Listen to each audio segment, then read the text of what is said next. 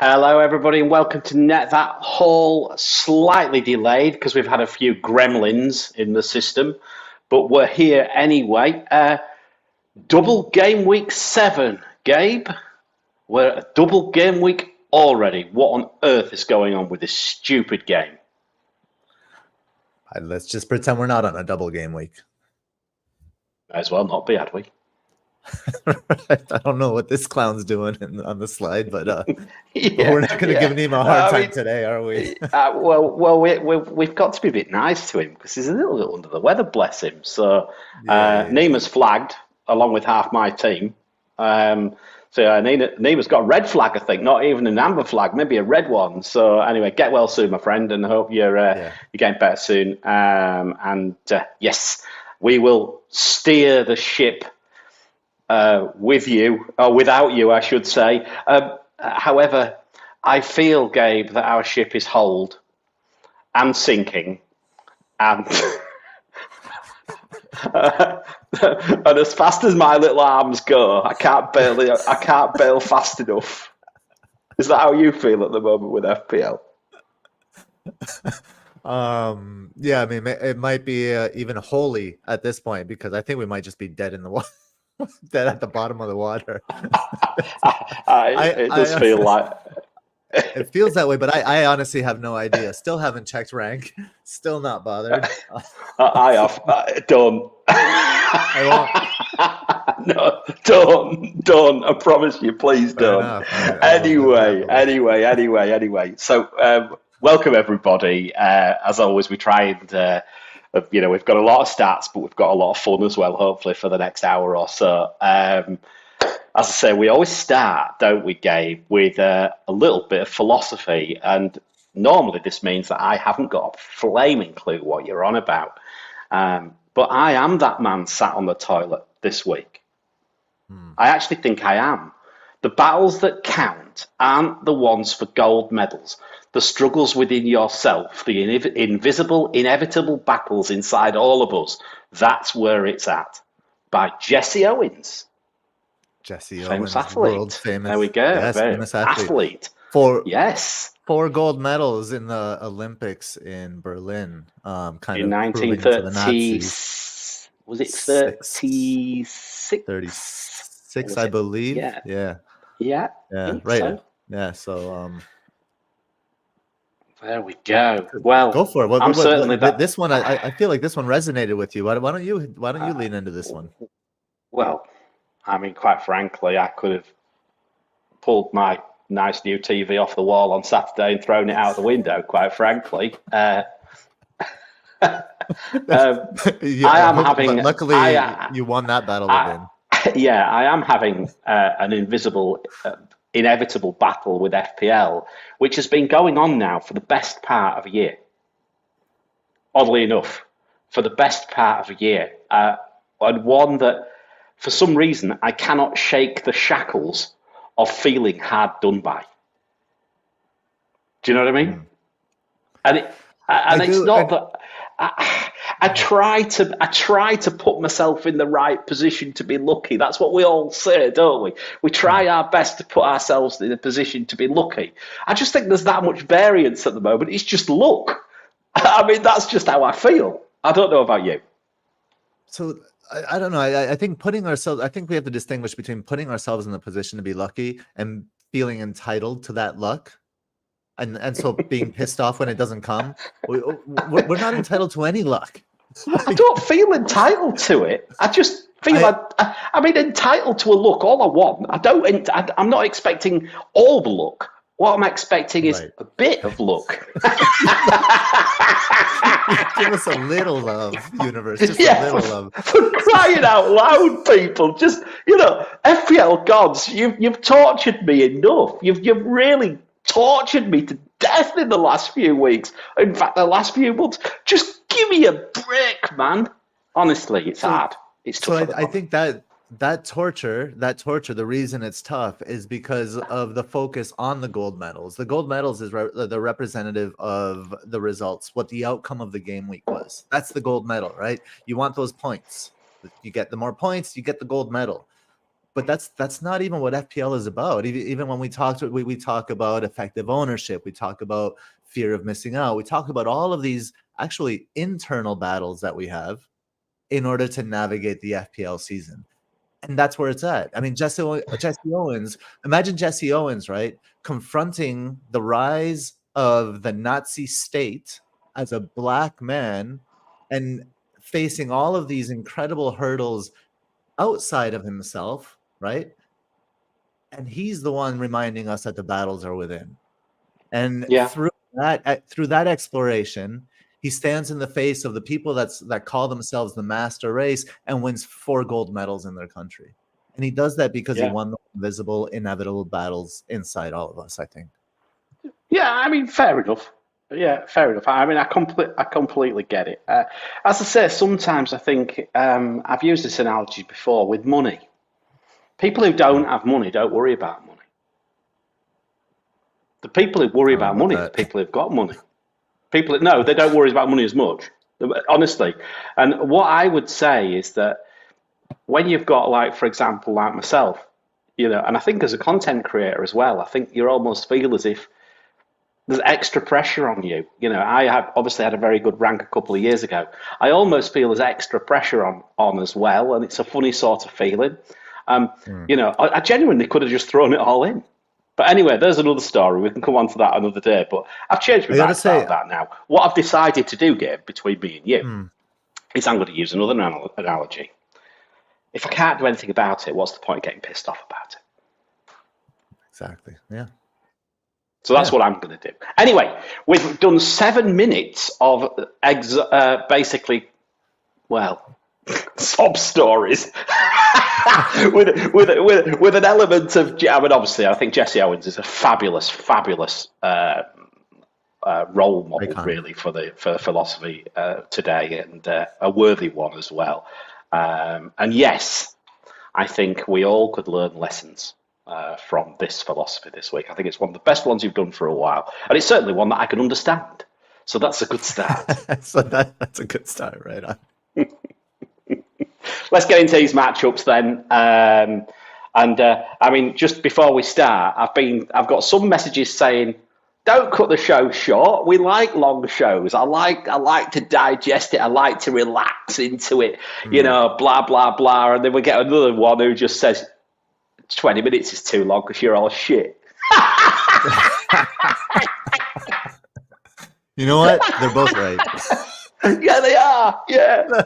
Anyway, whether you like us in bite-sized chunks or you want to take us on your long walk with the dog, we're going to dive in and we're going to do the matchups for double game week 7. So we've got an extra game to go this week. So, Gabe, come on, let's get into this. Let's start with Aston Villa against Brighton. And before we do that, because we had some gremlins, I better put the ticker on at the bottom. Hit like and subscribe, please, if you wouldn't mind. We'll put the FCAs on a bit later. But yes, if you haven't hit like, please do. If the philosophy resonated, hit like. Aston Villa Brighton, to kick us off, Gabe, let's go. NetxG for Aston Villa, your metric 1.72, Brighton 1.15. My fixture difficulty, Aston Villa 2.8 attack, 1.6 for Brighton attack. And basically, I think this is an interesting one because the numbers and the matchups don't necessarily support Brighton until you start looking at their shooting statistics, which are quite frankly off the scale. Although, interestingly enough, these matchups don't show it. Where are we going with this one? I can't quite get my head around this. I don't know whether I'm happy not to have any Brighton assets or unhappy. This is a weird one, right? You don't expect Brighton to have. It's so they're so low on the FDR and NetxG that I dug into this one. I spent a lot of time peeling back the layers of our metrics, Mariner. And I think I found it. So over the last.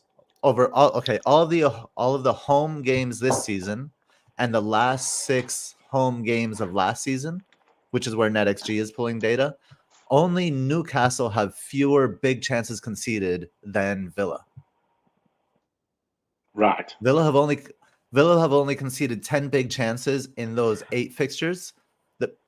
Now here's the kicker. They've only had 2 home matches this season, and they've been against Everton and someone else, like someone equally bad. So I think we have to take the data with a grain of salt here and kind of rely more like on the shots, on the goal predictors there with the flurry of shots. 18% chance of 4 or more goals is insane given the number of shots Brighton is taking. And I think like just for that reason alone, and the fact that the data this season is still so limited, I would bump Brighton up like another maybe 3/4 of a NetxG point because of that, because they are so different, and Villa are playing a much higher line this season, so it hasn't been exposed at home yet. So I think we're getting a little bit of a small sample size from the home data in this one. I remember the Tyrone Mings factor at the end of last season, who single-handedly destroyed me in a mini league when Aston Villa went on that run of clean sheets. I mean, I think, the fixture difficulty is looking at 1.6. I think you could argue that is possible. You could bordering on 2 goals. The only thing I would say is that shots-wise, they're really not that high this week on the metrics, which suggests that Aston Villa could be quite miserly. But Brighton are quite frankly, a well-oiled machine now. It was Crystal Palace that played the other one, 3-1. Right. By the way, Palace and Everton. Yes. So they haven't really paid necessarily anyone any good away at home yet either. Because we don't really rate Crystal Palace much away from home, and we certainly normally wouldn't rate Everton very much away from home. Although they're showing some slight signs of improvement, as we said yesterday. I think I've got a funny feeling. I don't know. I think there's a goal in it somewhere. There's a couple of goals in it, but I'm not quite sure whether it's a hauler. I'm going to probably go with 2-1. I might go 2-1 Brighton. There we go. There's my call. I could see 2 hauls in this game. If I were really to call 2 hauls, I really hope not. I don't own any of them. Matoma against Cash. That's true. And Matoma against Cash is a nice little matchup, getting in that space behind there. But Lucian mentioned something in the review show yesterday that Matoma was playing more centrally. He's in the half space. He was. Bit. So that's something to watch out for, and that could mean if Matoma's in the half space, that could mean an Estupiñán haul. God! So watch. Nah, that's even worse. I mean, oh God. And then on the other side, I have to say I think Brighton are really vulnerable. Kind of like in all the areas where Diaby operates. Yeah. I could see a Diaby haul in this. Well, maybe that's me being a little bit hopeful since I brought him in on Wildcard. But yeah, that left side for Brighton, I think, will pop. How the great fall, eh? Look, once was a content creator winner. Now I can't even get the top 3 million. My God. Half of it's due to a stupid and bloody Mitoma. But anyway, there we go. Let's keep going. Bournemouth against Arsenal, Gabe. And here's another interesting one. It's a shame our friend isn't on tonight, because I reckon I'd give him another bit. Look, I'd give him a bit for this one as well. NetxG, Arsenal 1.39, Bournemouth 0.98. Not high at all. Fixture difficulties are virtually neutral, minus 0.2 and minus 0.1. The only bit of green in the matchups is actually on Bournemouth, with a little bit more XG, 1.9 against 1.4, 3.1 big chances, interestingly. So Arsenal conceding big chances potentially on a matchup against Bournemouth. More than likely, that's going to be Solanke. 10.3 shots in the box for Bournemouth. This one, I've got a funny feeling it could be an interesting game. Although, your shot goal predictors is still very, very Arsenal friendly. I'm just looking at, let's see. Arsenal have played... They've only played a couple away games. They've been against Everton and Palace. So it's pretty concerning that Arsenal's away numbers are so depressed. Right? They're really muted. I'm looking here. Arsenal in 2 fixtures, 3 big chances created. I mean, 2 chances created from the left, 1 chance created from the center. They've only created 2 chances from the left. You're right. I saw that. They've created 2 chances from the left against Palace and Everton. So that's statistically, like from that perspective, I think Arsenal it's quite concerning. But the shots and matched with the fixture against Bournemouth maybe evens it out. Like if we look at the like look how high before Bournemouth, Bournemouth played Brighton there. But look how high they press, and look at that space on Bournemouth's left defensive side where Saka would play. That space in behind Bournemouth, I think, is ripe for Saka to take advantage of if he's healthy, if he plays. Yes, if he's fit. And although, I mean, yeah, we don't know that yet, do we? We have to keep an eye on that one. But he's certainly the talisman, Arsenal-wise. And to be honest with you, the matchup supports Saka very much so as well. And in fact, the zonal matchup supports him as well. So if he's fit, he's going nowhere in my team. However, if he's injured, I've got a funny feeling he could be the one. It depends, but he could be the one who goes. The trouble is, I've got that many fires, Gabe. I've got the old joke of more flags than the United Nations quite now in my team. But anyway, there we go. I mean, just to dig in a little bit more, because it'll seem counterintuitive to people to see Arsenal so low statistically. So in the 2 away fixtures against Everton and Palace, Arsenal have a non-penalty XG of 2.26. It's not very good. 1.1. I mean, I don't know what the split was there. XG on target 1.88, so slightly worse. They're just their expected data is not very good. Their shots are decent overall in general. The goal predictors don't differentiate between home and away. So that's so that's something that could be influencing it there. So I don't know. It's I still believe in that right hand side for Arsenal though. I still believe in Saka if he's healthy. You can't bet against him at this point. I tend to agree with you. I mean, if we're looking at it from a perspective of per game, yeah, they are 4th from bottom for big chances. Yeah. 4th from bottom for big chances. From the perspective of shots on target, Arsenal are 4th from bottom. Shots in the box, they're better. More mid-table. So they're creating chances, but not big chances, Gabe. Not big chances is what I would probably say about Arsenal right now away. So let's see. I mean, obviously Gabriel Jesus is back. Obviously Saka's out. Martinelli's out now. Is Trossard out as well? I think he is. I think he's injured, isn't he? I have to double check. I thought he was. Maybe I'm wrong. We don't know. We don't know about Saka yet, do we? No. Well, he is flat. I mean, look, he hasn't missed a game in ages. Right. So let's see. Could be an interesting one. Anyway, let's keep going. We can answer these questions at the end, shall we? Should we jump into questions at the end? I think probably easier. Yeah. We'll star them as we go. Yeah, as we go. Everton against Luton. There's a question from Claire. Yes. Okay. Do we move back?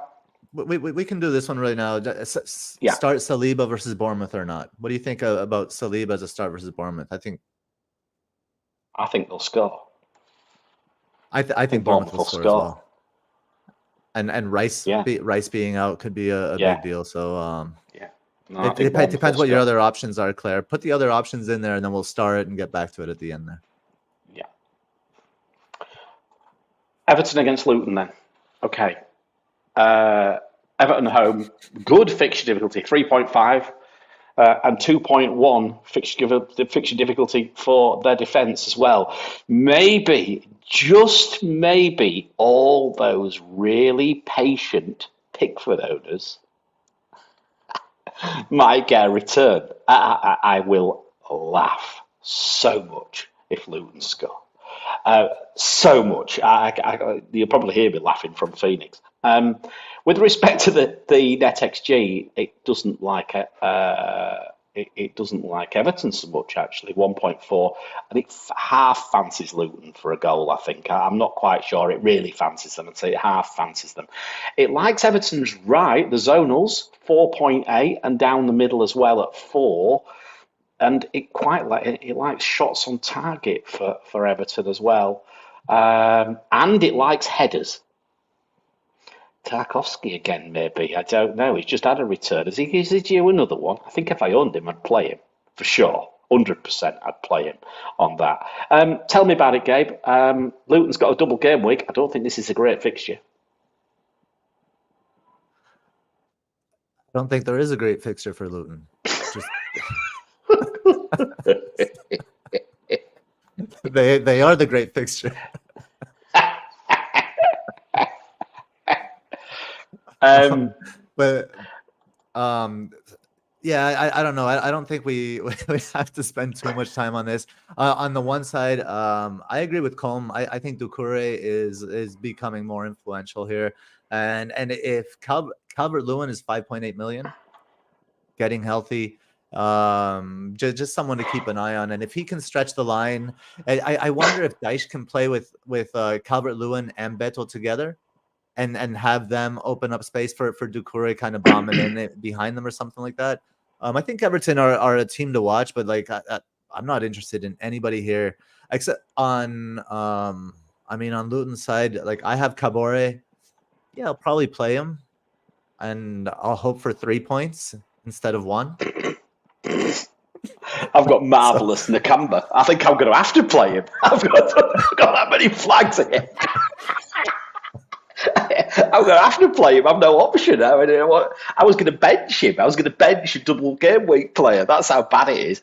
But no, to be honest, yeah, look at this. I've got to take you up on this Calvert-Lewin thing. I mean, the guy has been so unlucky, but he's a walking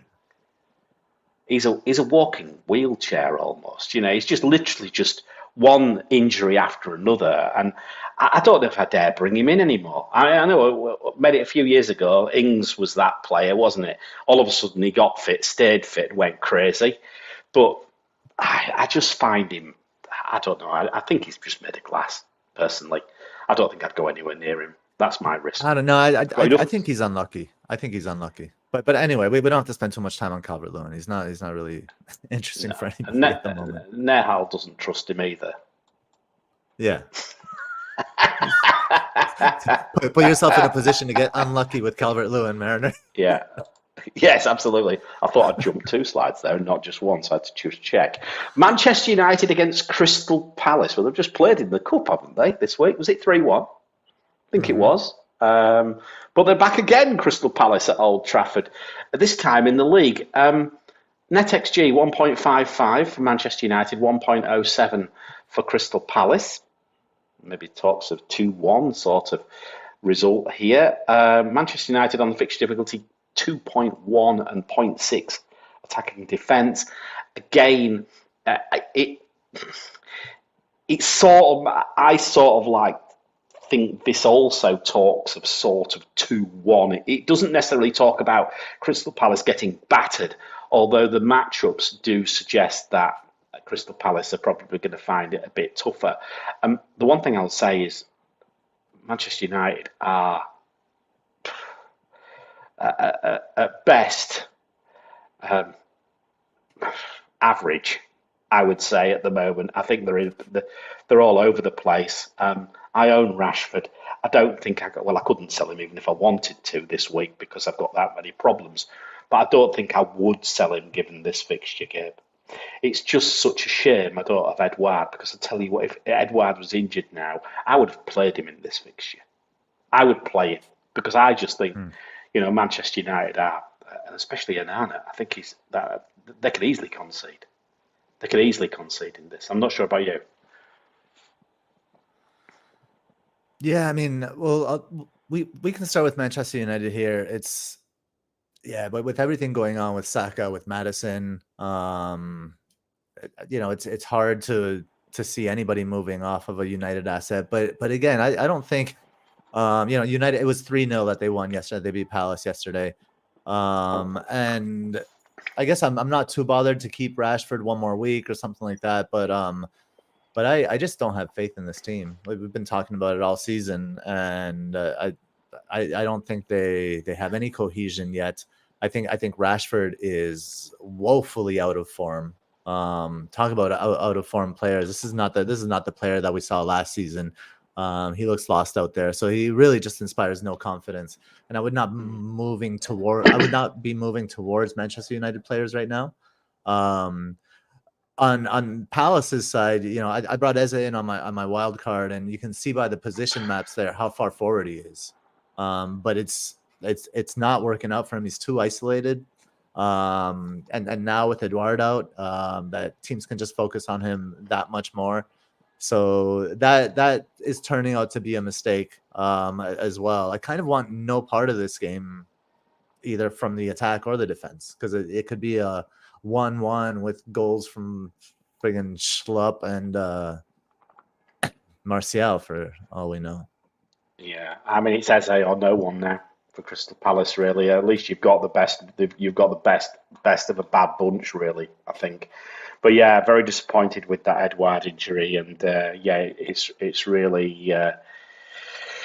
Yeah, it really annoyed me, actually, quite frankly. That was one of the things which almost caused the TV to go out the window anyway, but there we go. There's another story.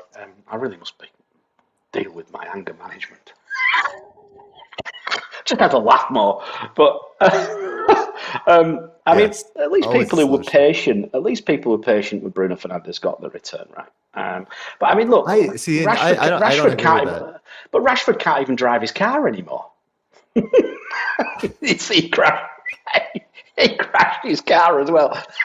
So not only he's all right, and he didn't injure anyone, which is the main thing. But yeah. I didn't realize he had a Rolls Royce. Had maybe dragging a wheelie bin behind him for when he puts it on the pitch for himself. Yeah, enough said. Right. Yeah, I don't know. Like the people with Bruno, like it's not like this was happening and your patience was rewarded. Maybe they just couldn't get rid of him. Exactly. You had other things to do, and this wasn't even a case of the fixture or anything. This is a ball from Johnny Evans, for fuck's sake. Give me a break. Playmaker Johnny Evans. Exactly. You lucked into a goal provided by Johnny Evans, and good for you, good on you. But this is not like that's why you're patient. Fuck that. I'll say this though. Look, I mean, if you're looking at involvement for Manchester United, then it's still Rashford and Fernandes. But look how far Fernandes is in front of Rashford now. They were neck and neck at the start of the season, and that has stretched out.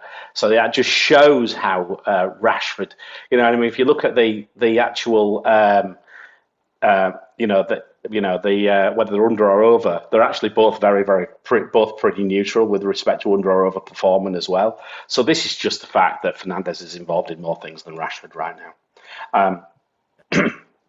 Rashford is bad, man. At this moment in time, I will sell him for probably to get to Salah, almost certainly. Yeah, that'll be an interesting way that there will be differentiation. People going to Salah versus going to Son versus getting both. Some people might be selling Haaland to get both. I see like a little bit of a splintering. It'll be interesting. I think you're right, and I mean, for me, I'm going to look at it purely statistically because I think every decision I make or based on any other factor goes wrong. So I may as well just try and use statistics. So I think I might just try and play statistics for the next few weeks and just see how it goes. Although if we tried statistics, Gabe, perhaps when we start talking about Newcastle, then we'd better throw them away because they've just played Sheffield United. Newcastle stats are broken right now, yes. Should we just remind people of the Newcastle statistics from the Sheffield United game? I read about yesterday, but I find it so funny. I have to read it again. 22 shots, 15 on target, 17 in the box, 5 for outside, 9 big chances, 5 headers, 5.15 non-penalty XG.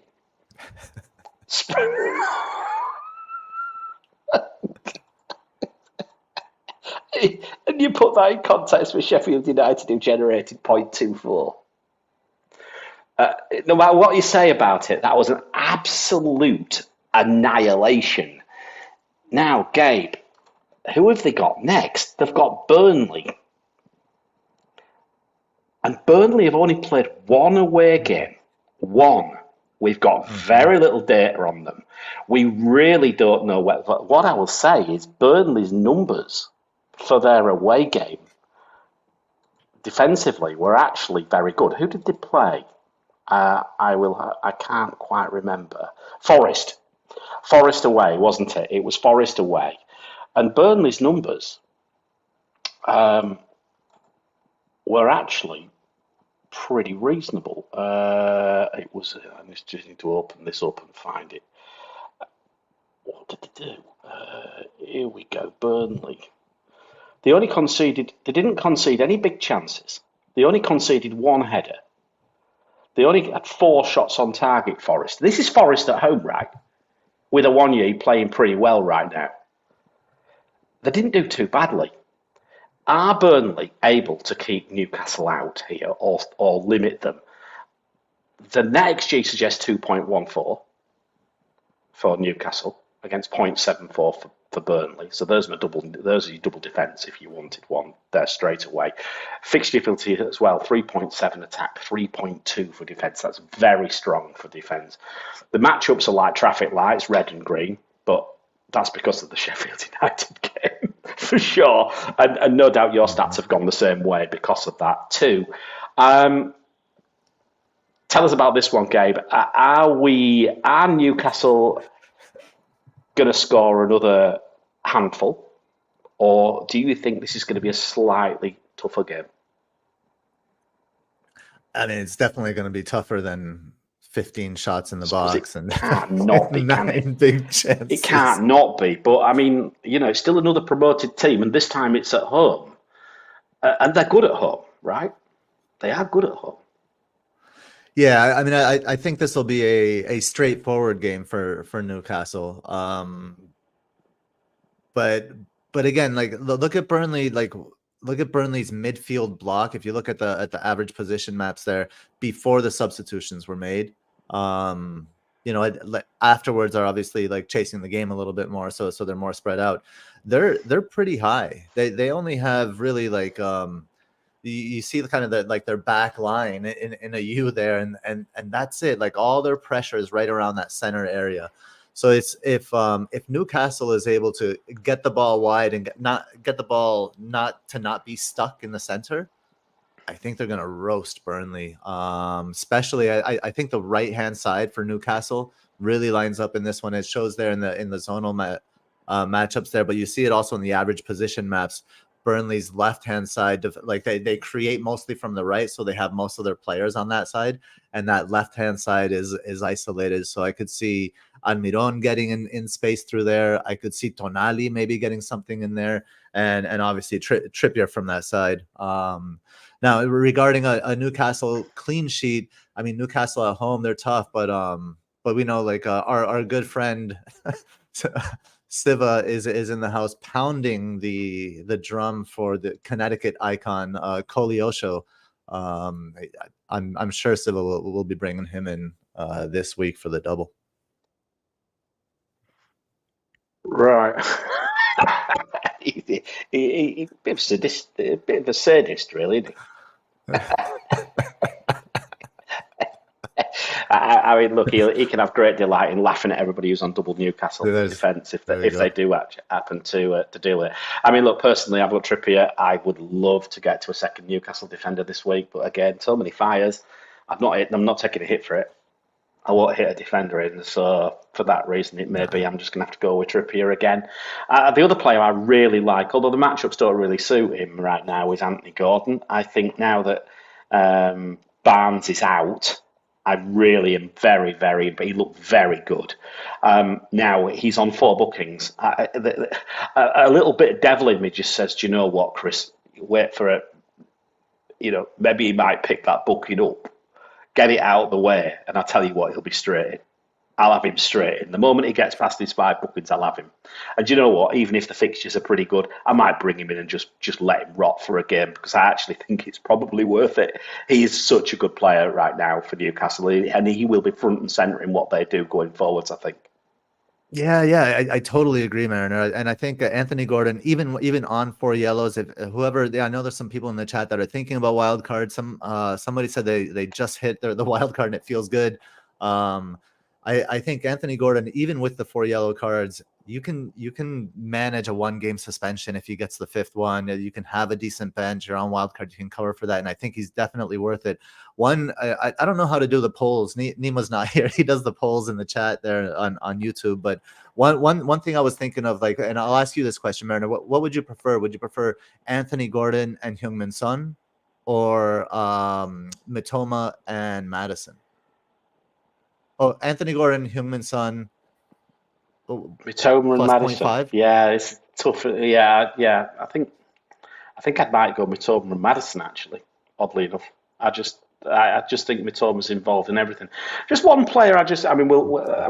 You mentioned this. I'm going to come back to this later on. I just don't think you discount Kulusevski. We'll come on to that later. I really like Newcastle though. I think they've got a good. I've sold Isak, and then he goes and scores. Amazingly. But the thing is, with up front, I just can't work out what they're going to do. I think they're going to manage Isak's minutes. I don't think he's the right person to be on right now. I do like Callum Wilson; he's just too expensive. Hence, I think it's Anthony Gordon. That's why I think that's the reason why I'm looking at that. Fabulous. All right. Any more questions on that? We've got a few people saying Son and Gordon. We have some answers. Yeah. Whoops. Gordon might replace Saka. Yeah, and I mean, look, there's a couple of quite reasonably priced 4th and 5th midfield options right now, and the other one is James Ward-Prowse, and I know we'll come on to him now, actually, because it just so happens that the shambles, the 11 strategically placed wheelie bins in Sheffield United, or in fact, shall we say 10, because I do agree that James McAtee, I agree with what Lucian said last night. I think James McAtee was probably the only bright spark I actually saw on the pitch. And I've got a bit of a soft spot for him because obviously his brother to John McAtee, who used to play at Grimsby. So, yes, I do like James McAtee. I think, you never know, he might be an option going forwards. But let's get back to this game. West Ham against Sheffield United. The NetxG likes West Ham 1.91 against 1.14 for Sheffield United. The fixture difficulty likes West Ham 1.9 against 0.7. It particularly likes West Ham's left 4.8 on the matchups. And if you look across right to the far side, it likes West Ham's headers as well, 3.4. This screams Ward-Prowse. It probably screams Voldemort as well, but we ain't going to talk about him.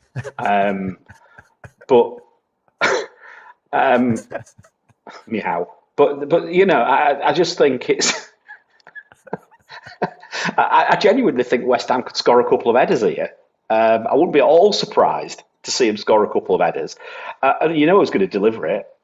And quite frankly, if Son or Madison's out, I reckon I might bring him in.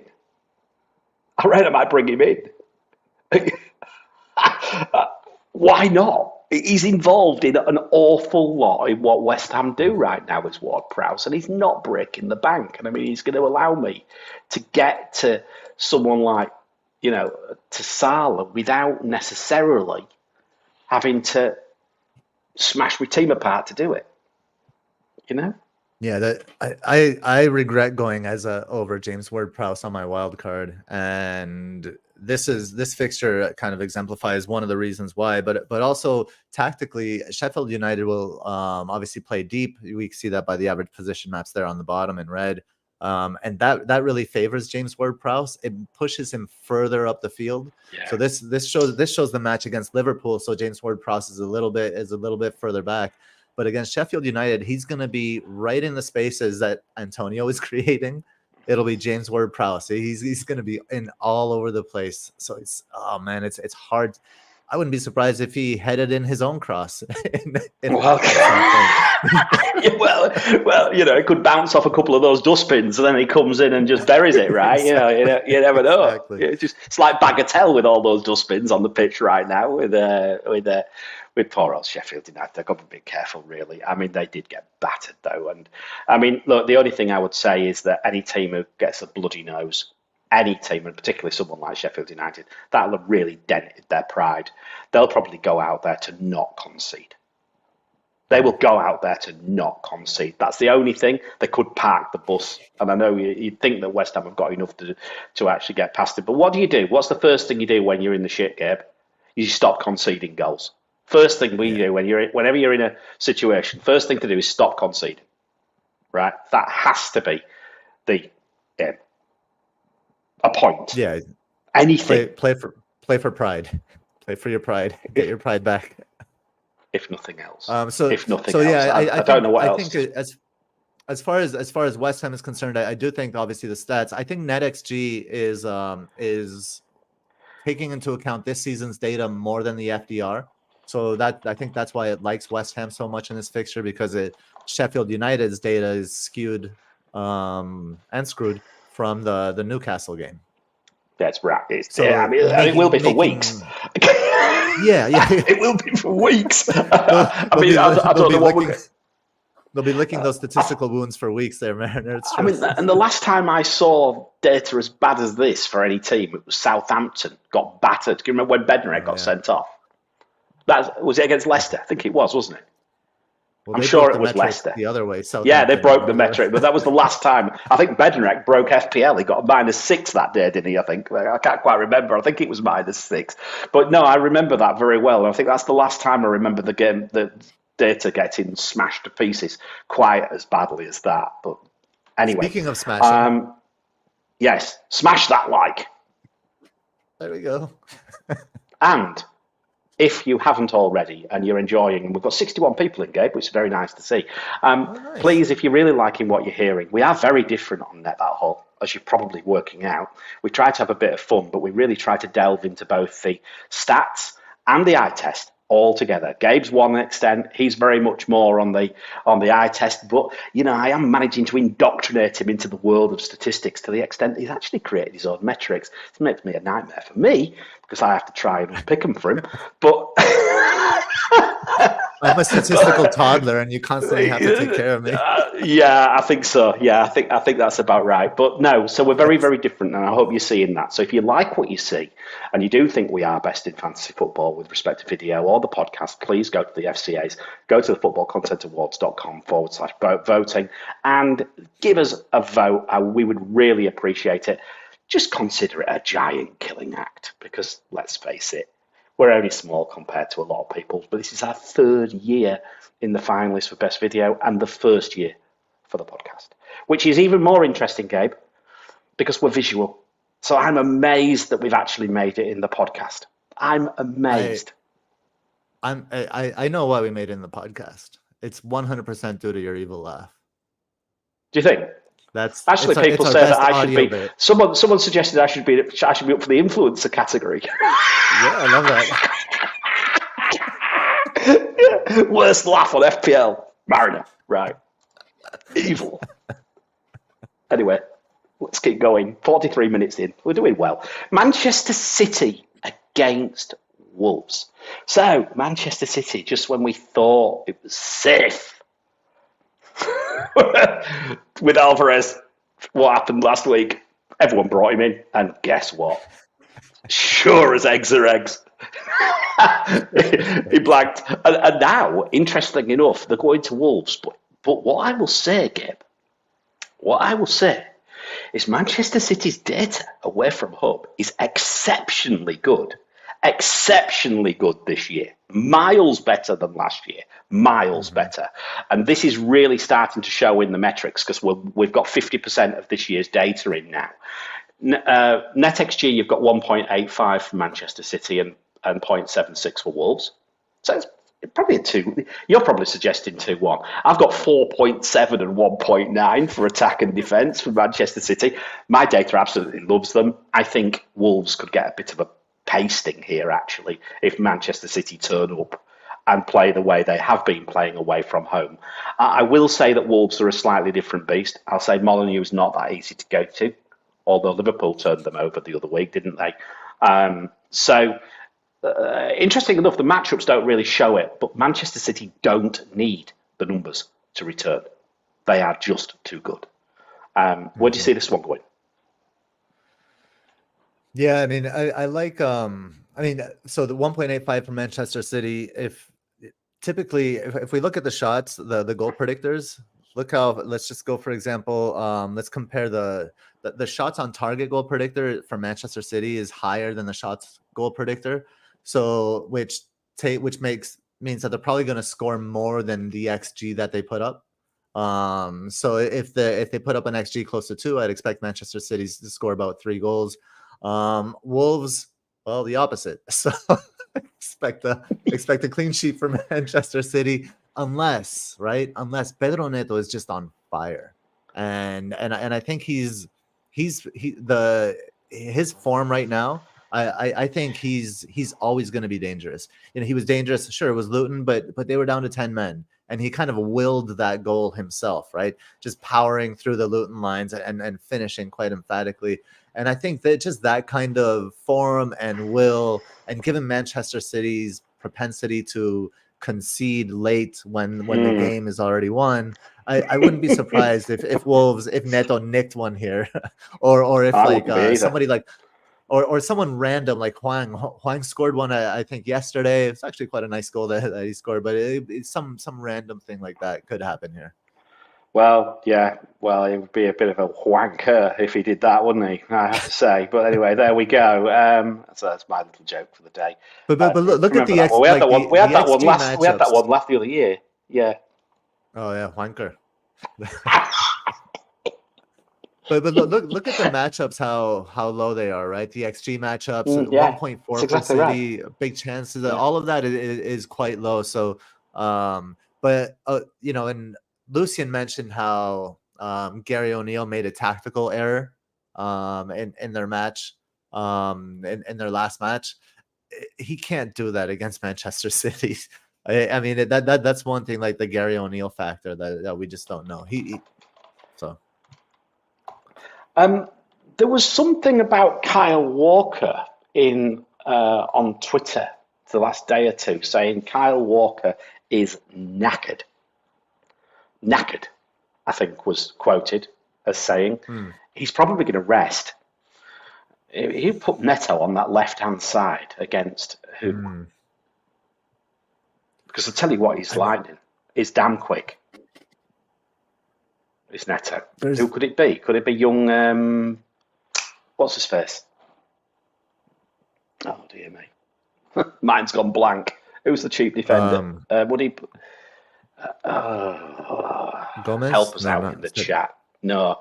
Oh dear me. So Anyway, look, the point I'm making. I actually got him in draft. I don't remember. Oh dear. But the point I'm making, right, is that if Walker's out and Neto's on that side, do you know what? I wouldn't be all surprised. Lewis, I wouldn't be at all surprised if Neto doesn't tear him one. Actually, he could easily do it. I think if Neto is he has the ability to score this week. I think. Kanji could play there. Yeah, well, yeah, that's right. Yeah, Kanji can play him, can he? Yeah, so it's a good point. If it is an inexperienced player like Lewis, a player in form like Neto could do him and could get something here. Yeah, I think so. Which makes me again think. Look, I would play my Manchester City defenders. I finally got a return from him. Finally, from Diaz. Thank God. But I'm not too confident this week. I do think though that they are another very, very good bet for a significant win. I think I would say. Let's put it that way. No Rodri as well. Yes, who's going to play? Calvin Phillips, won't it? Play Calvin Phillips, won't it, finally? Maybe. Is Kovacic back? Is he healthy? I think he might be. Kovacic is healthy. Yeah, I think he's. Yeah. Who knows? Who knows? I would imagine he plays Calvin Phillips to disrupt kind of like the creativity through the middle, getting the ball wide for Wolves. But if he wants more control in the game, then he could play Kovacic. And if he feels that could play like Kovacic and then a strong just back four that sits there. I don't know. We'll see. Okay. All right. Well, let's keep going. What Spurs against Doku? Oh, sorry. Thoughts? Who do you think? Do you think on Grealish, Doku? Grealish or Doku? Yeah. Oh, I've no idea. Grealish is just coming back from injury, isn't he? And I think he'll be saved for the Arsenal game. I thought it was off. I thought it was off Star Wars. Well, that's Dooku, isn't it? Let's count Dooku, not Doku. That's what was his new nickname. The count. But I mean, look, from my side, I like the look of Doku, I have to say, but I just think again, would you take him on? Would you give him a run in your team when you've got Grealish coming back in and Foden? Yeah, not at this point. Unlucky if you brought him in last week. I think so. Spurs against Liverpool. Right, here we go. So, as I say, there's death taxes and there's Liverpool conceding goals. Trouble is, they're scoring plenty now, which probably means say that for Spurs as well. Yeah, you can. Say it for Arsenal. But anyway, Liverpool NetxG away at Spurs is 1.82 and Spurs is 1.73. So very balanced and quite high. This could be a good game, Gabe. It's certainly attack over defence here for both teams. 1.5 and 2 for fixture difficulty, Liverpool and Spurs for attack as well. Spurs wings, very favoured. Very favourable, left and right. So there we go. So chances coming down the wings against, chances being created from the wings for Spurs against Liverpool. Udogie is definitely playing. I am 100% starting Udogie this week. Because he'll be up against. Is he left? Is his left side? Isn't he, Udogie? I think he is. Yes, he is. Yes, he'll be up against the wheelie bin. He'll be up against Gw7 Match. Excellent. Excellent. I like that one. That sounds good to me. Liverpool's matchups are a little bit more neutral. And Spurs probably edge the numbers just slightly.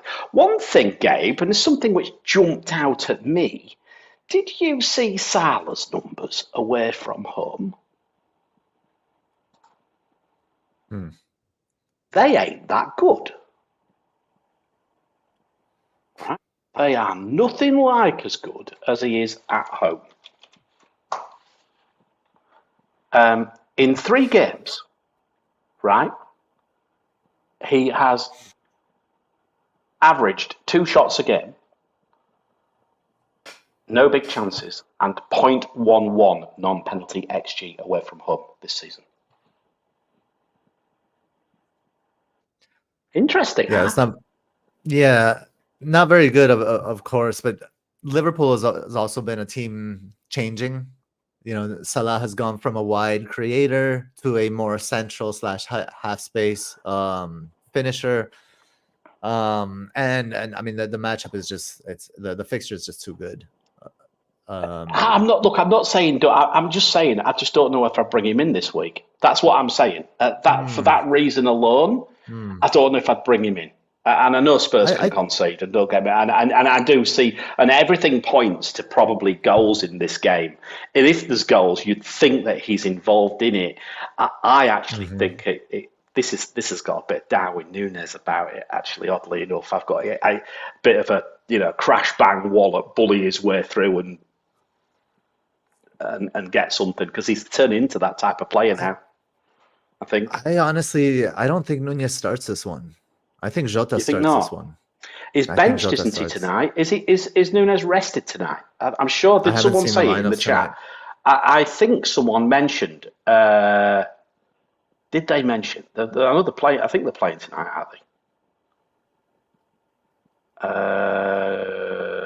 Just do us a favour, guys. Let us know, because I'm sure I saw something in the chat. Salah's not in the squad. Probably watching Net That Haul, according to Siver, fuming. Do you know what? I really wish he was. He'd be looking to say, who's that asshole in that Bayern Munich training top? Okay, so yeah, Nunez benched today, so I guess Darwin's benched today. So if he's rested today, maybe it is likely he starts this one. And I don't disagree with you.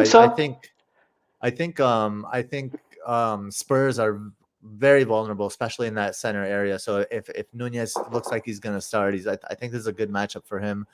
I think this is also a good matchup for Brennan Johnson. Could be like a sneaky differential play here, on playing on the left there, hitting Liverpool's right side. There's a comment saying that Joe Gomez is in form right now. I guess depends on like how much you believe in his talent. So someone with limited talent, they could be in full form and they still suck. So I'm not saying that's the case with Joe Gomez, but it kind of is. So I think Brennan Johnson could be sneaky. I think Heung-min Son is an obvious play here. I mean, start everyone. I disagree on Salah. I think Salah will own Udogie. I wouldn't be surprised, given the way Tottenham play a kind of a reactive back line. I wouldn't be surprised if there's a penalty for Liverpool in this game. So I think Salah's obvious. Diaz is obvious. So like those. Start your attack. Remember what I say. Stats are in the past. Is he? Stats are in the past, right? Aren't they? Stats are the past. It's all about the past.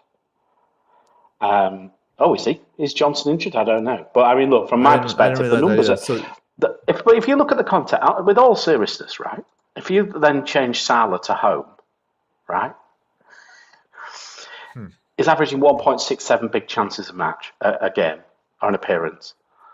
And a non-penalty XG of 0.66, so 6 times more, or five times more non-penalty XG at home than away. So it's something to consider, is what I'm saying. That's all I'm saying. I know there's plenty of reasons why, because I just thought Maddison's play. Because if Maddison's fit, the Spurs assets are a lot more interesting to me, because Maddison is very important to them. If he's out, I would probably not. Let's put it this way: if Maddison is out and Saka is out, could I go to Son? No, I wouldn't. If Maddison is fit and Saka is out, would I go to Son? Entirely possible, actually. Entirely possible. Do you see what I mean? I don't see why you wouldn't go. But I won't go. I won't do it I won't go to Son if Maddison's not fit. Why not? Because I don't think it's the same. I think I can hold it back. I can go somewhere else with my transfer. I'll go to Darwin Núñez from Edward. Liverpool, Luton though. Liverpool then Luton. When? For Son. Liverpool and Luton next. Yeah, I don't do it next week. I've got enough bloody fires to put out, Gabe. Give me a chance. I'm saying it's just because Maddison's out, that's not a reason to not bring in Son, because they have Liverpool. Just my perspective. Coming up. No, I agree. I know Luton's next, but my perspective is I might hold it back. I might hold it back. I just may hold it back till next week is the perspective I'm looking at. That's all. I may go somewhere else is what I'm saying. I've got plenty of fires, man. True. Plenty. I've got 4 flags. I've got to decide which flag to fix. Anyway, I think this could be a really good game. I think if there's one game I try and watch this weekend, it'll be this one, actually. I really like the look of this. I think it'll be a really good game to watch. The next one, I've got a soft spot for Notts Forest. The numbers don't support this at all. Brentford 1.34, Notts Forest 1.22 NetxG. This is at City Ground as well. Fixture difficulty, slight positive for Brentford, 0.2.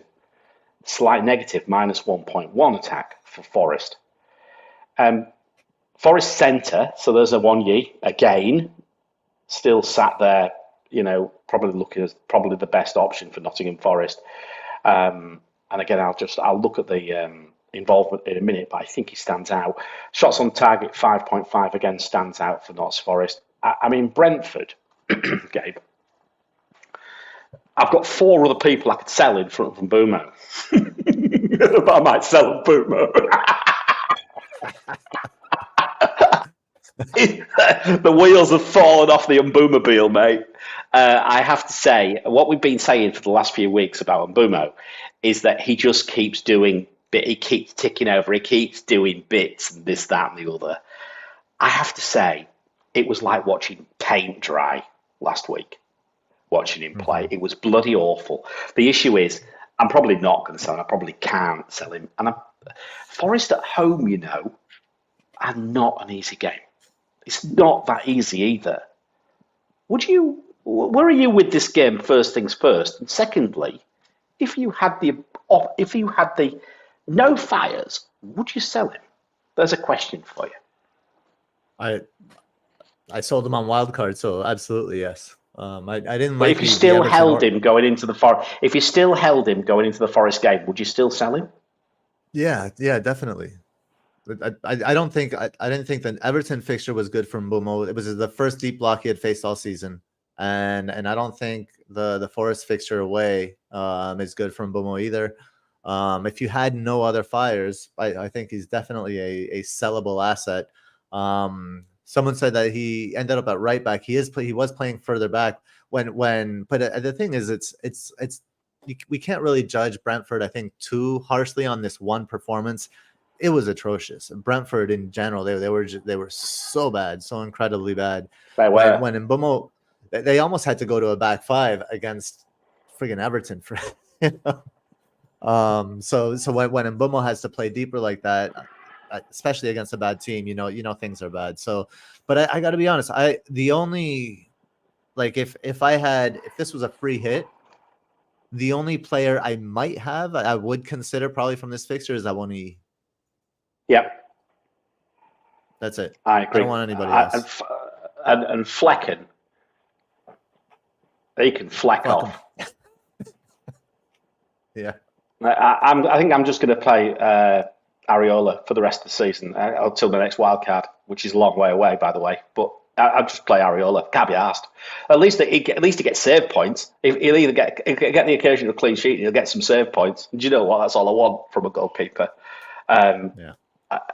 I'm really down on Flecken. I'm down on Brentford actually. Very, very bad. And like I say, I'm not so down on them. I think they're fine. I think they're decent. No, I think they're fine. I think they had their worst performance against one of the worst teams, and so obviously people are down. Well, I don't think you can underestimate the loss of Henry as well. I think he's a big loss for them. Yeah. And I think that's a big problem. And I think also, whether we like it or not, Raya, massive loss for them. Flecken is not David Raya, right?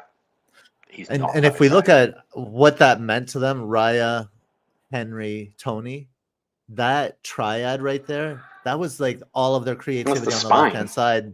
And that's the spine, and the spine was always on the left for them, and that's all gone now. So it's a big deal for sure. Yeah, absolutely. Okay, let's keep going. Oh, God, here's another one we could just skip straight past, but I suppose I better bring the evil laugh out.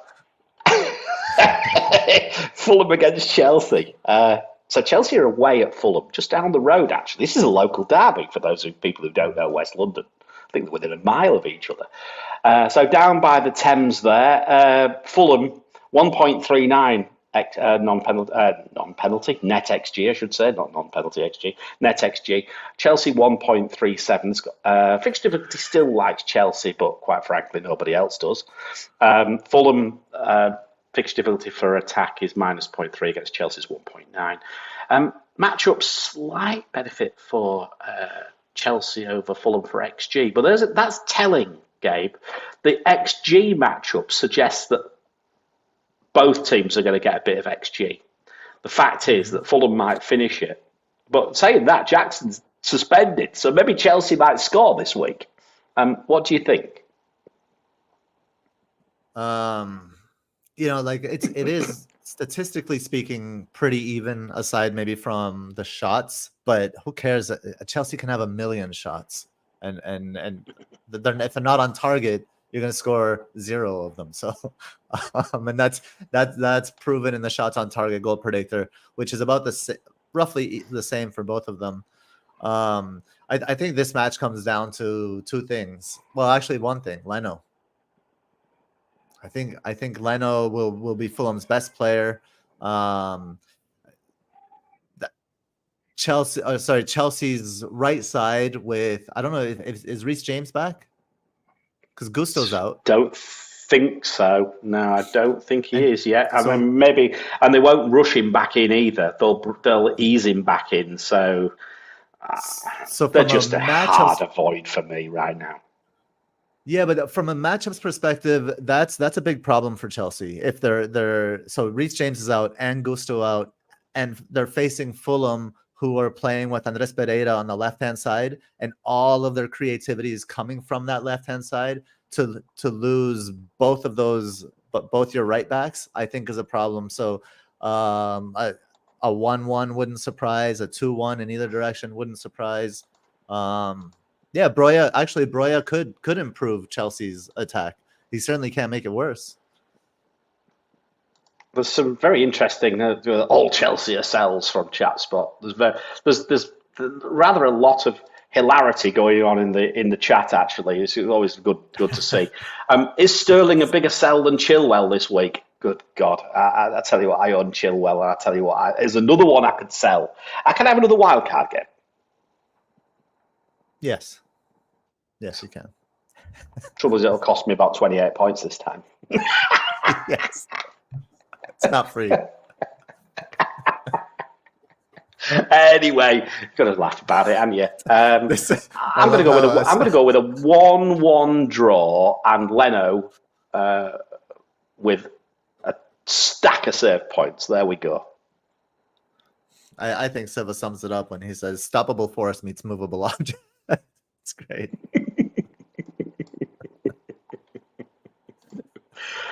Right, anyway, let's keep going. Luton, this might be the last one, is it? Luton against Burnley. We're doing really well, aren't we? Crikey, Riley. 1 hour and 7. We're through the bloody matchups. It's because Nima's not here, that's why. We've been saying this for long enough, haven't we? So, I mean, look, first things first, and I mean this in the nicest possible way. But if I was red colourblind, I would have a real problem reading this slide. It's full of red. The fixture's crap. This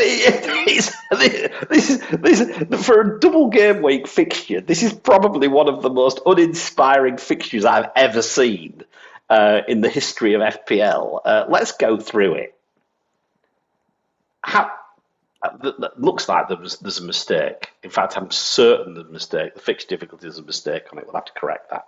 The NetxG 1.1 against 1.2. They can't be negative on both. I mean, it's just impossible. I don't know how the hell that's happened. I'll have a look. In fact, I'll tell you what. I'll probably tell you. Let me tell you the numbers because I can tell you what they are. There we go. Let me just add it. That's the real numbers. It's 1.4 minus for Burnley. And minus 0.9 for Luton. Now, remember, negative. They are, but they're not as negative as that. But at least the other side's positive.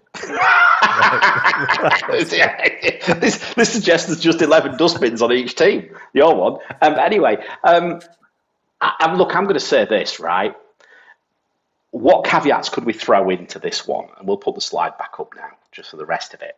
But I think the caveats we can throw is that Luton have played one less game at home than most teams, and Burnley have played one less game away than most teams. So again, these statistics are a little bit pie in the sky, quite frankly. I mean, look, what can we say here? And again, I'm going to put this back up because these numbers are completely wrong, and I don't know why. Zonal-wise, Luton have got a bit of the better of it. 3.8 through the middle, 4 down the left. And they've got shots in the box suggest that Luton could have a bit of joy against Burnley here. Although it does quite, yeah.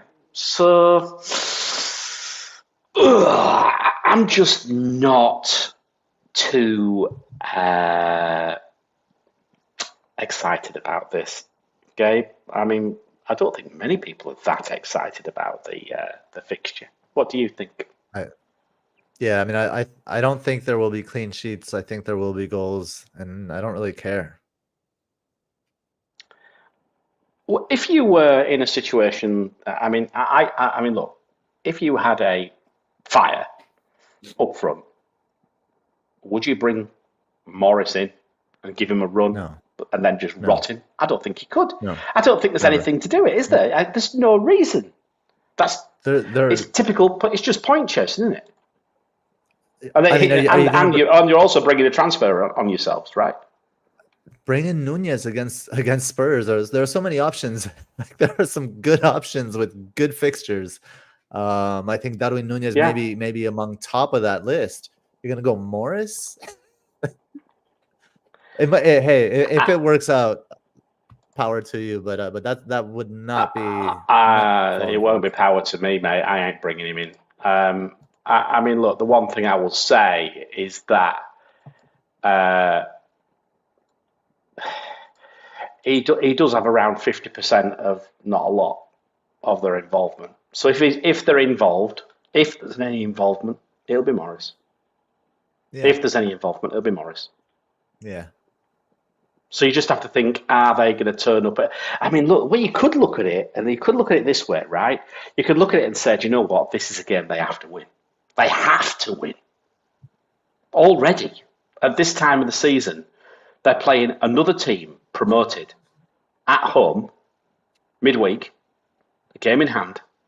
If they lose that game in hand against a promoted team, they're already, well, they're already staring down the barrel anyway, aren't they? But they're just even worse. They've got to win this. So they could come out. Yeah, I think it is. And yet the numbers don't show it. So there's nothing for me either team, really.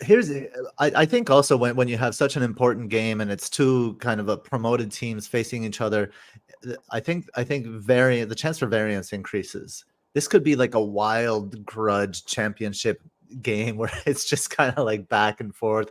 It could be high scoring. There could be hauls here. I think, but this isn't the direction. This isn't where we want to invest for future game weeks. So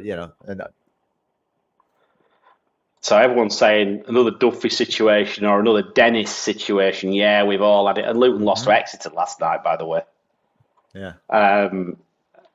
So yeah, Nehal doesn't get the Luton love. I'm with you. I'm with you on it. I'm playing a bit of devil's advocate on Morris because I think you need to answer that question. I think you have to address that question. I mean, look, what I want to know is, does Nakamba get sent off in the first or the second game? That's what I want to know. I'm going to go with this game. I think he'll get sent off in this one. There you go. That's my prediction for the week. I think I will play Nakamba, and I think he'll get a red card. Are you playing Kabore? No, I ain't got him. I don't own him. My wife started Kabore last week. He got a return. I can't believe it. I got her in a head-to-head league, and she played Kabore, and she still drew with me, and she wildcarded on me as well. I can't believe it. I hate her sometimes. I can't believe FPL. God, that was a lucky assist. Cost us a draw as well. Anyway, enough of this mirth. Let's get back into the. So that's the matchups done. So let's now summarise it. And there we go. They're the summaries for this week. And again, so that's 1 hour 14. If you want to come to the show for the summaries of all the matchups this week, you will get them. Gabe's NetxGs will be splattered all over Twitter in the coming hours as well. So you'll see those. But as you can see there, Manchester City stands out really as the best matchup this week at 4.7. Then we've got Newcastle at 3.7. Then we've got Everton at 3.5 against Luton. And then further up, Aston Villa against Brighton, oddly enough, is another one. If you look across, just look for the green stripes. Newcastle against Burnley suggests the battering, quite frankly. Manchester City never does, but saying that, they could easily turn Wolves over significantly. And West Ham against Sheffield United is a slightly lighter shade of green, but I think potentially that's a very, very good fixture, particularly for Ward Prowse game, as we said. And you can see the double game week down at the bottom as well, and you can see that it doesn't really exude much of a matchup when you're comparing it. Keeping going, before we jump into the captaincy and the questions, the next five's interesting, Gabe. This is very, very interesting because look at these numbers. They're changing. And they're changing to the extent that even with an extra game, Luton are still second bottom for fixture difficulty. But let's go for the top. Liverpool now are top for matchups for fixture difficulty in the next five. Top. We said they would come. They're on the way, right? And they're also top for big chances and for XG, or equal top for XG as well. Newcastle are next, 13.6, followed by Aston Villa, 13.3, Manchester City, 12.6, but we all know that Manchester City don't necessarily need the numbers to be able to achieve. Look at their low matchups, Skip. They are just so efficient. Everton, 10.4 now as well. And just to bring everybody's, just calm people down a tiny bit on Spurs, look how low Spurs fixture difficulty is, 6.9. And look further, look at Arsenal's, it's 3. There's a swing. The swing's coming. The swing is coming now, and we can see this swing. Liverpool clearly looks like double Liverpool attack to me, Gabe, I think, going forwards. I have a feeling. Now, could I cover Salah by Darwin plus Diaz? I have contemplated it, I've got to be honest with you. I think it would take a lot of balls to do it. But I'm contemplating it. I've got to be honest. Yeah, there is that argument that if you're not going to captain him, that you could spread it, spread those funds. You could have Son, Madison, Diaz, Nunez, rather than Salah. Yeah. I think that's certainly viable. I've been Salah before. I've been ballsy. It's ballsy. It's ballsy. It's not as ballsy as selling Haaland, but it's ballsy. Exactly. I've got to be honest. I mean, you're not going with the Joneses. You're certainly not going with the 56 club, are you? The 56 point podcast. Because they won't be doing that. Yeah, the CC special. Someone's got to check. Booner's in here. Booner's in here. Hello, oi, Booner. Booner, you need to go off and try and find whether all the other content creators have all still got the same points. I'm sure you'll have great fun looking at that, can you? Because I can assure you that Gabe, Neighbour, and I haven't. The trouble is you won't find us anywhere because we're miles down anyway, but there we go. So there we go with the zone. And look at the zones, actually, Gabe. Let's quickly look at the zones before we jump off. So we've got a couple of minutes here, actually, haven't we? Everton right, Manchester City centre, Manchester United left. God help us with that. That's a waste of time, I think. Brighton left and centre. That's Mitoma, look. Again, especially if he's drifting in now. Spurs left, Villa left, Arsenal right, there's Saka, there's Watkins, there's all the players, all these players are all, these matchups are all showing for these assets, right? All showing. Yep. Anyway, right. Let us have a look at the captaincy. But before we do that, we better just do the shameless, or is it shameful? Probably both. Plug. And I've changed the colour of it today, right? Although the format has still gone to shit. But anyway, who cares? We're Football Content Awards finalists again. Anima is going to turn into John Terry, as usual, on the 17th of November. Go up to Anfield and celebrate everybody else in winning awards, because that's what Anima does. We're not going to win, but we might place. Just if we could get into the top 3, it would be amazing for either the podcast or the video. We'd take either, Gabe. We'd take anything right now, wouldn't we? And you can just go to the footballcontentawards.com/voting, and yes, pick the editorial, whoever you like. You might want to go all about FPL actually, because I do like all about FPL. If I was going to vote, that's what I would do. Podcast, Net That Haul, and video, Net That Haul. Now, I'm not saying that the others are no good, because they're not. They're all amazing. And this is the point. We're just happy to be there, but we would deep down love to get a place, I think. Gabe, I think they're all amazing. Go ahead.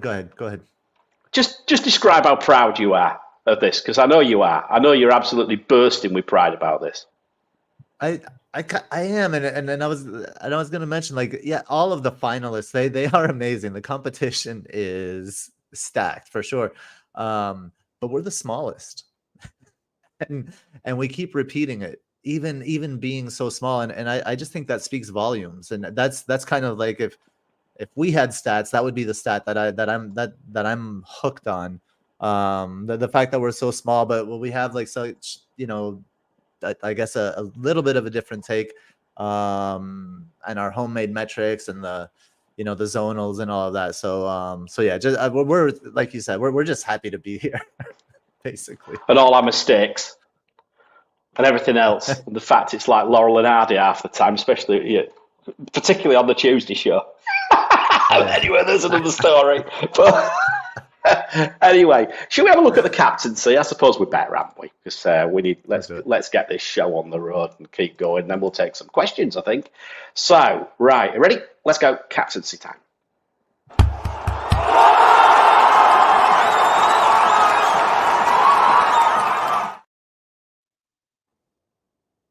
I'm so bored of this captaincy lark. It's bloody Haaland again. I mean, look, what can we say about this? I don't think it matters. The fact that the fixture difficulty is still very good. It's not the best, but it's still very, very good. NetxG is good as well, which is another point really here. This is the other factor here. Minutes-wise, his minutes are good. His involvement's good. His zonals are good, and the metric's good. Haaland just stands out. And the other problem is, Gabe, if we're brutally honest with ourselves, I could have got absolutely torched the other week with Haaland with those big chances he missed. I can't risk that anymore right now. I just daren't go anywhere else. What I would say, though, is that there are some pretty good options kicking around. And what the top 3 is Salah, then Bowen. So it's Haaland, Salah, Bowen, then Son. Maddison, albeit flagged, so he would be higher, and I'll show you that in a minute. Then you've obviously got Alvarez, and Ward-Prowse is actually sat there now, just starting to get it. So what is he? He's in about 7th place, above Fernandes and Trippier and Diaby and Callum Wilson. So let me go to the sheet itself, and this is what we're doing again, which is new this year, isn't it? So first things first, if Maddison's fit, because that's taking his minutes down, because I've already put the flag on him, which means it pulls the minutes. Okay, so he's down at 75. So if Maddison gets up to, let's say, 85 minutes, okay, that puts him up a little bit. Okay, right? So there we go. That pulls him up a bit. Now, so probably, being honest with you, I don't think Spurs are captaincy options this week. That's where I would come with that. However, Salah, on the other hand, look, if you believe the fixture difficulty, it doesn't necessarily like Liverpool quite so much, right?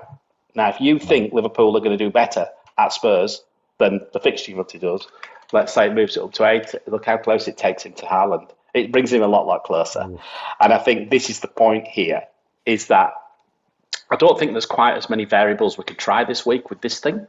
But what I would say is that if you don't agree with the fixture difficulty, for example, Bowen against Sheffield United, right? That could easily be an 87. That puts him further up. and that would do the same for Ward-Prowse. If that was the case, it pushes him further up, and Ward-Prowse's minutes maybe he's nailed. So if he's nailed and he plays 90 minutes, it knocks him to about third, fourth. I have a request. Yes. We're not going to captain West Ham assets, right? No. But what about why if not? you change, because David Moyes doesn't play on the front foot looking to get more goals. They're not like a progressive team like that. Fair point. But what do you want to do? I'd like to change Darwin's minutes now that we know he started at the weekend, benched now midweek, and change his minutes and FDR up to 80 like you did. Let's change him to 80 and what, 80? And 80, yeah. He's still a bit low, and the reason is it's the fact it's low. Yeah, the points are low because he doesn't have the minutes. So we change the minutes. Yeah, we should change the points, right? And this is the thing: you're almost looking at the past's holding Darwin back. Interestingly, though, his share of big chances is oddly enough is big chance involvement. So he gets them, but he's not involved in as many. Oddly enough. Than other people. I don't know whether 23-24 min is still at 50. So 23-24 min is still at 57. Why is that 57? No, don't worry about that. Don't worry about that. We can hide that because I'm working off. I'm actually working off this number now, so that's how it would look.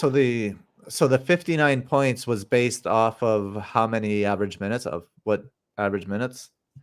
That would be his previous minutes. So whatever that would be. So. Oops, sorry about this. Press the wrong button. So that would be, 37 minutes.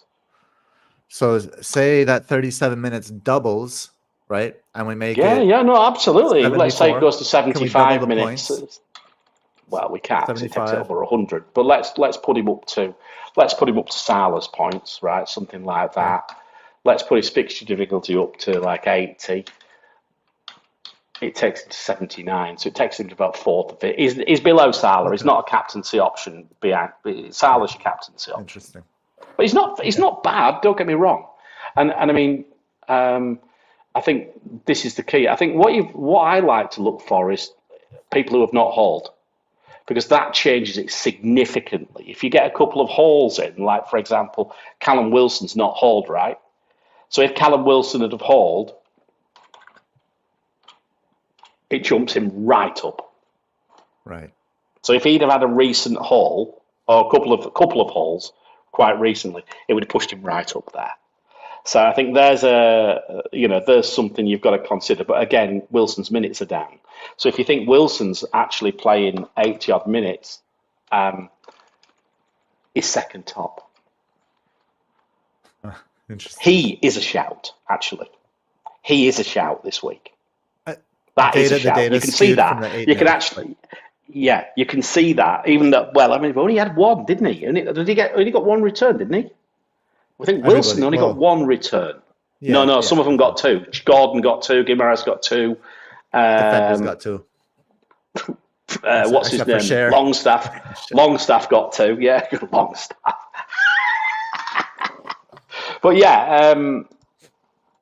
There's lots of things you can do with this. I think it basically says you're in a shootout between Haaland and Salah. And I think given the fact Salah's away and his numbers are not that great, I think I would have that doubt about Salah. So the devil in me would maybe be a West Ham asset. It might be Bowen, I think Bowen Bowen's an interesting one. If Sheffield United are remotely as bad as they were last week, Jared Bowen could be a very interesting captain shout. I disagree. I don't think you captain players from teams that don't play on the front foot like that. Who are playing Sheffield United? Yeah, the fixtures away. It's a fixture play. It's purely a fixture play game. I'm not saying do it. I'm not saying do it. I'm saying I don't even own him. What I'm saying is, look, if I was looking for a differential, where would I go this week? I'd look at someone like Callum Wilson if I thought his minutes were nilled. Absolutely. Mm-hmm. I really like the look of Callum Wilson this week. And I think Mm-hmm. probably a West Ham asset. I don't think I dare go Ward-Prowse, although I actually quite like him. So I think it would be a West Ham or a Newcastle asset. If I was gambling, I'd go there. So if I was gambling, it would be Darwin Nunez or Callum Wilson. If I was gambling, those would be the two my two differential captaincy picks. Yeah, I like it. I like it. Cool. All right, that's the captaincy metric then. Let's get into these questions. What we got? All right, we'll start with Discord. Sebastian Koo, he says, missed the stream last night with the review show. Should I start Konza and bench Estupinian? Konza or Estupinian for you? Konza or Estupinian this week? Yes. Yep. They play each other. Oh, God. I play Estupinian in that case. Yeah, just for the fact that he may get an attacking return. I think that's the only way I'd look at it. Really, that's an old question. Sorry, that's an old question. Is it? Okay. Yeah, here we go. Oh. Okay, that one's a little.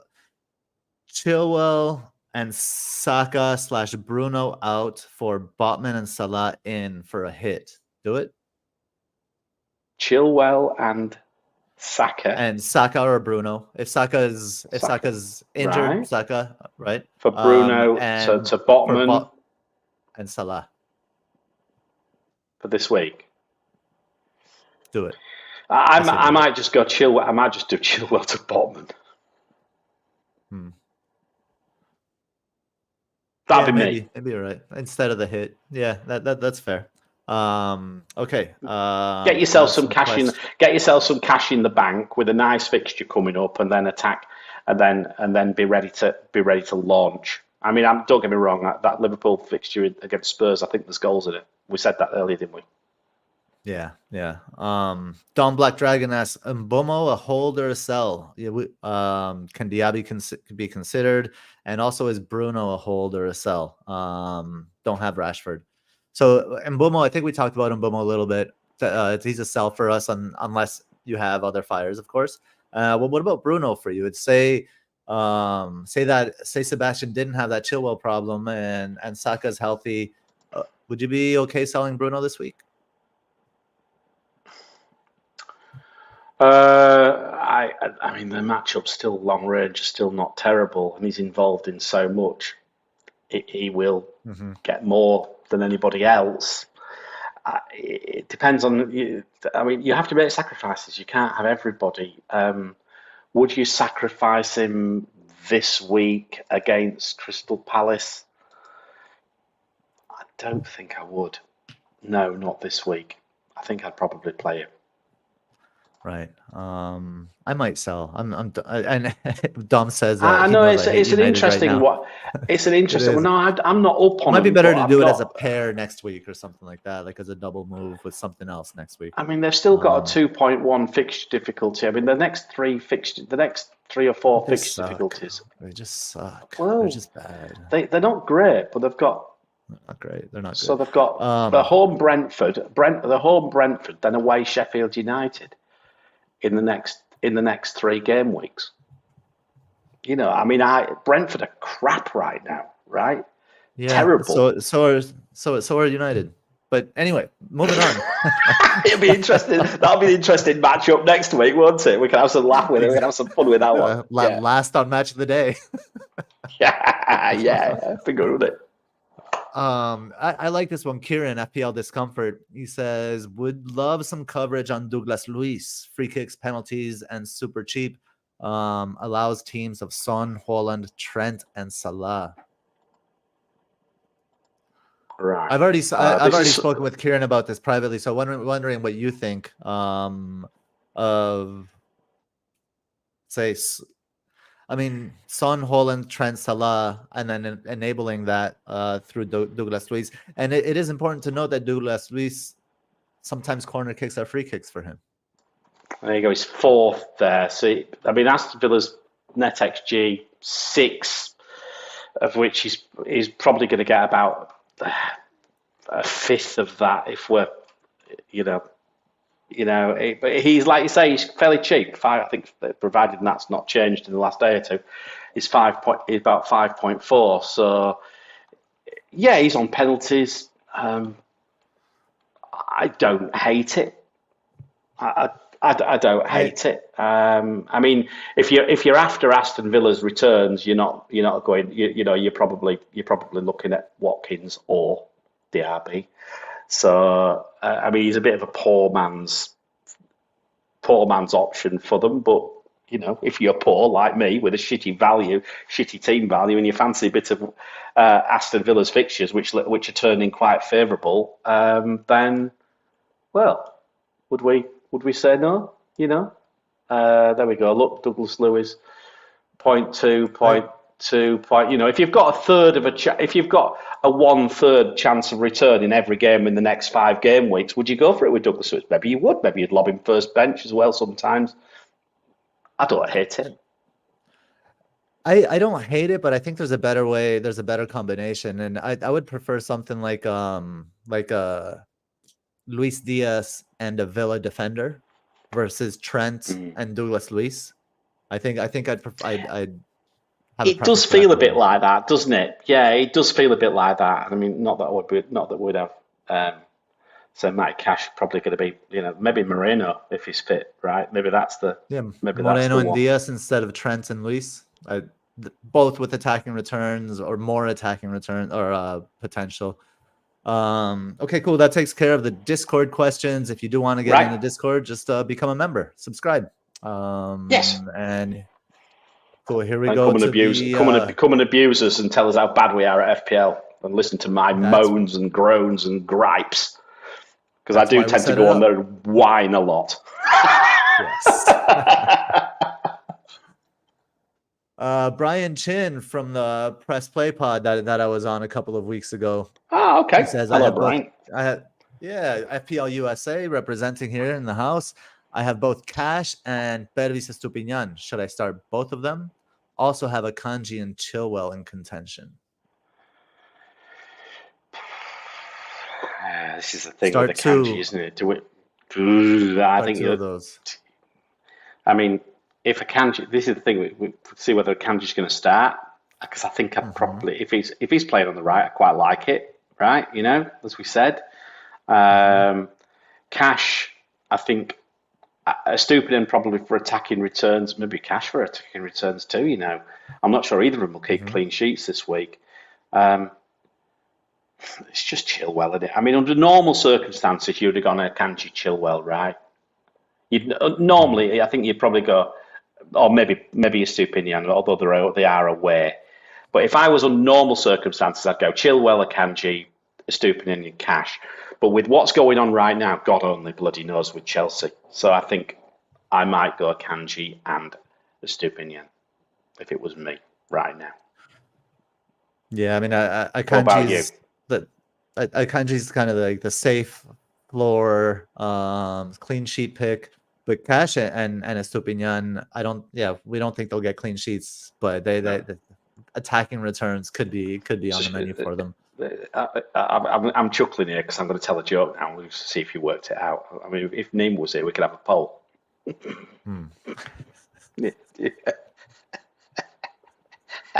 Cash. Gotcha.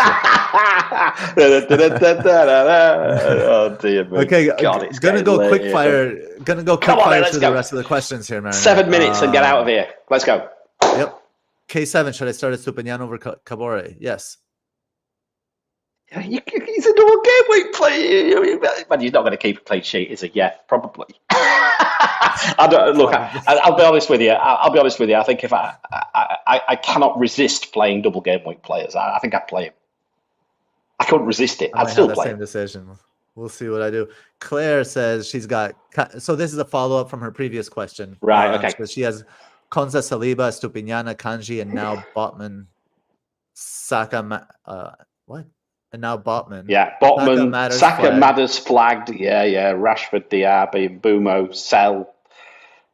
A one remember year. what our initial other question was. No, I can't remember what our initial question was either. You have to go and try and find it. Yeah, they're a very nice team player. Start Konza or Saliba. Start Konza or Saliba. Yeah. I think I would start Estupiñán, Kanji, and Botman. Okay. You good? I'll let you go with that one. Yeah, I'll let you answer that one. I don't need to answer them all. You can answer a few. Black screen. Do you want Salah? Thoughts? Thought you thought Liverpool were awful. Do I want Salah? Yeah, I probably will. I probably will get him. If I could avoid him, I would. But I don't think I can.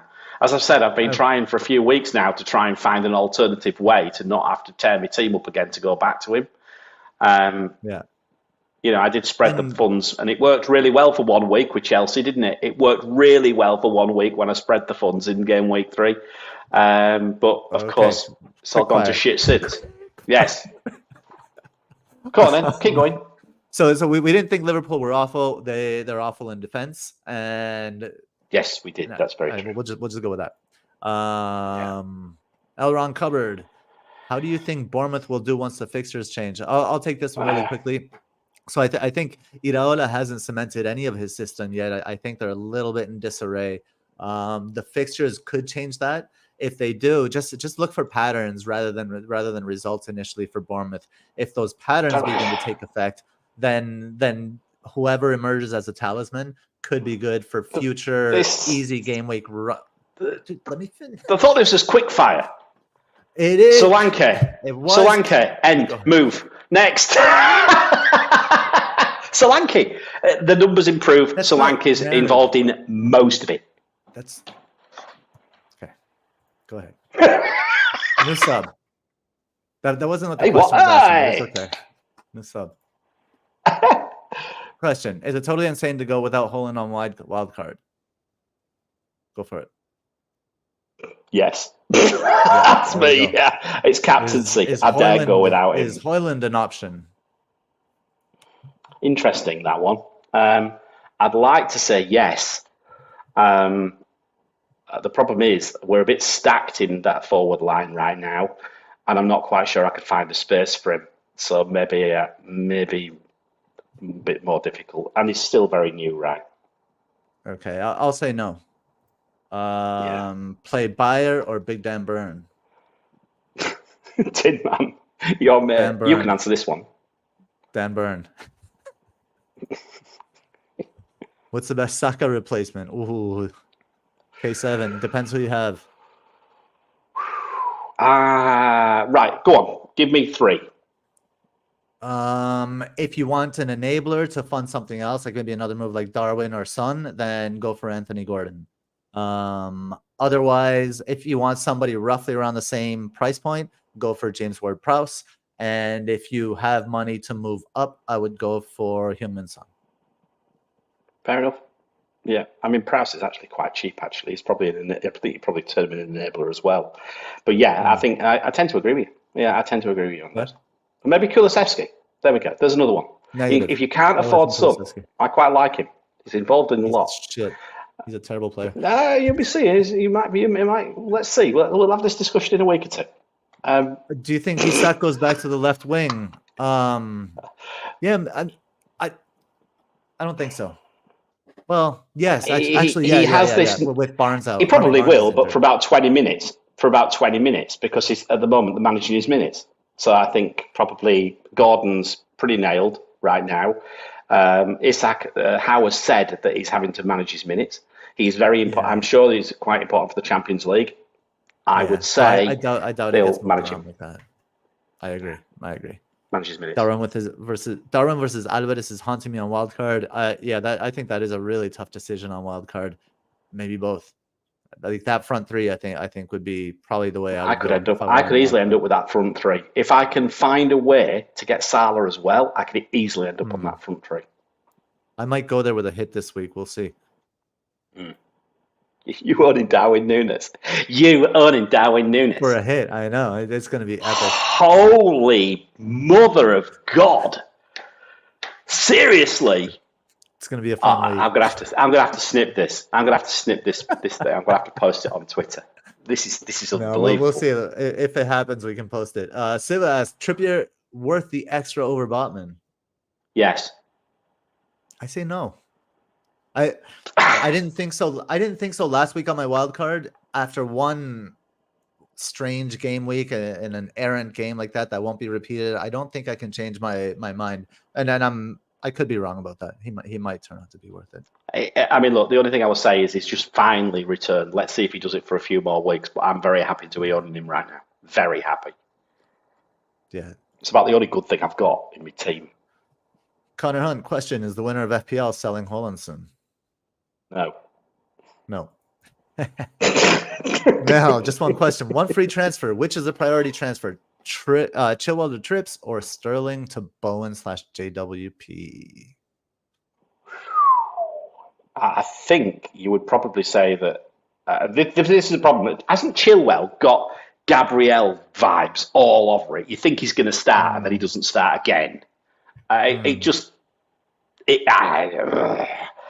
think Trippier's got a very, very good chance of getting some returns this week. I've got to be honest. I think I'd probably do the Chilwell to Trippier. I'd probably just, I don't know. That sucks. It's hard this because I actually quite like. I mean, Sterling. You see, you'd think Fulham wise, you'd think he might get something. Maybe I don't know, but Chelsea is so bad. I think I'd sell Chilwell. Yeah. Elron. Oh, we've had that one, haven't we? No, there we go. Sterling a bigger. There's similar question. I would sell. I would sell Chilwell because I do think Fulham score. I would love to sell Chilwell. Love it. Have we got any more? I think there's a couple more. I thought there was a couple more. Yeah, there's a couple. Boona, Sterling over Bowen. Sterling to Bowen, Mbeumo to Ward-Prowse, or roll and play one of Sterling or Mbeumo. Do you know what? That to me looks very tasty indeed. Mbeumo to JWP. The only problem is, do we need two West Ham going forwards? Which one would you prioritise, Gabe? No, I think he's asking. Does he go Sterling to Bowen, Mbeumo to JWP, or roll transfer? Would you do both, or would you maybe just do one? Well, no. Both would be for a hit, right? So I would just do. So it's just going to do one of them.